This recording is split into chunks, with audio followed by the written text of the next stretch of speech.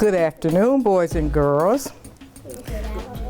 Today, you are going to hear a story entitled Stand Tall, Lou Melon. And this book is written by Patty Lovell.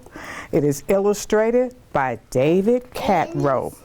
Now I want you to listen very carefully so you can hear the characters of the story, the setting where it took place, the plot, and the solution to this story, how Lou Melon had to stand tall. Are you ready to listen? Right. Very good. Okay. Lou Melon stood just taller than her dog and was the shortest girl in the first grade. She didn't mind. Her grandma had told her, "Walk as proudly as you can, and the world will look up to you." So she did. Lou Melon had buck teeth that stuck out so far she could stack pennies on them. She didn't mind. Her grandma had told her, "Smile big and the world will smile right alongside you." So she did. Lou Melon had a voice that sounded like a bullfrog being squeezed by a boa constrictor. She didn't mind. Her grandma had told her, "Sing out clear and strong, and the world will cry tears of joy." So she did.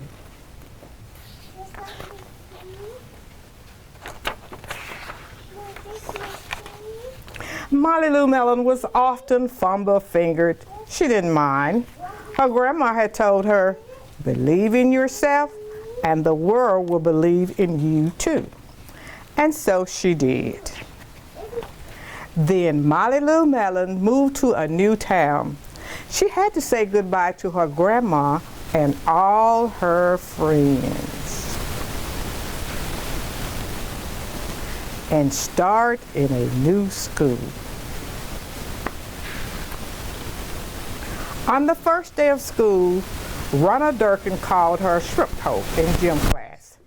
When the game started, Lou Melon caught the football, ran under the legs of Ronald Durkin, and scored a touchdown. All the children thought, "Wow, she's good." And Ronald Durkin felt very, very foolish. On the second day of school, Ronald Durkin called her Bucket-Toothed Beaver. Lou Melon took out her pennies, stacked 10 high on her teeth, and smiled as big as day. All the children smiled with glee, and Ronald Durkin felt very foolish. On the third day of school, Ronald Durkin said, "You sound like a sick duck. Honk, honk." Lou Melon sang out a quack so clear and strong that it made Ronald Durkin somersault backwards, hit his head, and have to go to the nurse. All the children cried with joy to be free of Ronald Durkin for the rest of the afternoon, and Ronald Durkin felt very foolish. On the fourth day of school, Ronald Durkin said that she'd made the snowball all wrong, but Lou Melon opened up her paper and revealed the most beautiful snowflake of all. All the children oohed and awed, even Ronald. On the fifth day of school, Ronald Durkin brought Lou Melon a stacking penny for her tooth and smiled at her.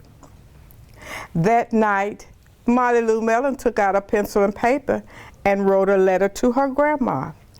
"Dear Grandma, I wanted to tell you that everything you told me was exactly right. Love, Lou Melon."